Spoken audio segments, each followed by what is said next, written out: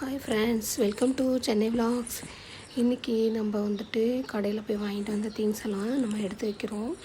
பூண்டு நல்லா பெரிய பூண்டாக இருந்துச்சு. 1/2 கிலோ வந்துட்டு 90 ரூபான்னு வாங்கினோம். அதெல்லாம் எடுத்து வச்சுக்கலாம்.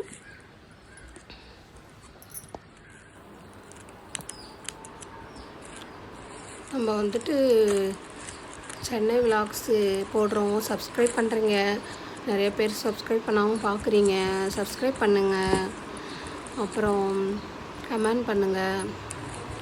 இது நல்லா இருக்கான்னு பாருங்கள். நல்லா பெரிய பூண்டாக இருந்துச்சு. இப்போ பூண்டு விலையெல்லாம் கம்மியாக இருக்குது. அப்புறம் வந்துட்டு நாங்கள் ஒரு கிளி வளர்த்தோம். அந்த கிளி வந்து பறந்து போயிடுச்சுங்க. ரொம்ப கஷ்டமாக இருக்குது. பட்டுன்னு பேர் வச்சுருந்தோம் அதுக்கு. அது வந்து பறந்துருச்சுங்க. அன்றைக்கி ஃபுட்பால் விளையாடும் போது அதை பார்த்து பயந்துட்டு பறந்துருச்சு.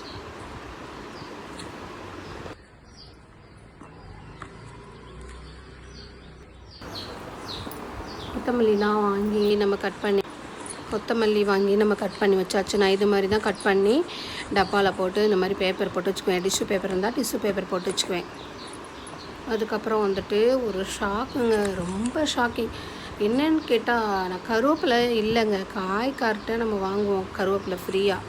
ஆனால் இப்போ கருவேப்பிலை நான் ஃபஸ்ட் டைமாக காசுக்கு நான் வாங்கியிருக்கேங்க. 5 ரூபாங்க கருவேப்பிலை.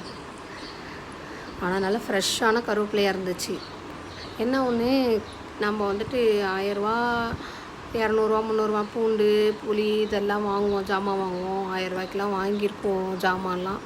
ஆனால் நம்ம வந்துட்டு இந்த மாதிரி கருவேப்பிலையை வந்து காசு 5 ரூபா கொடுத்து வாங்கினாலும் ஃப்ரீயாக வாங்கும் போது தாங்க நல்லா இருந்துச்சு. இந்த மாதிரி காசு கொடுத்து இந்த கருவேப்பிலை வாங்கும்போது கொஞ்சம் கஷ்டமாக இருந்துச்சு. சரிங்க, சென்னை விலாக்ஸ்க்கு சப்ஸ்கிரைப் பண்ணுங்கள். பாய்.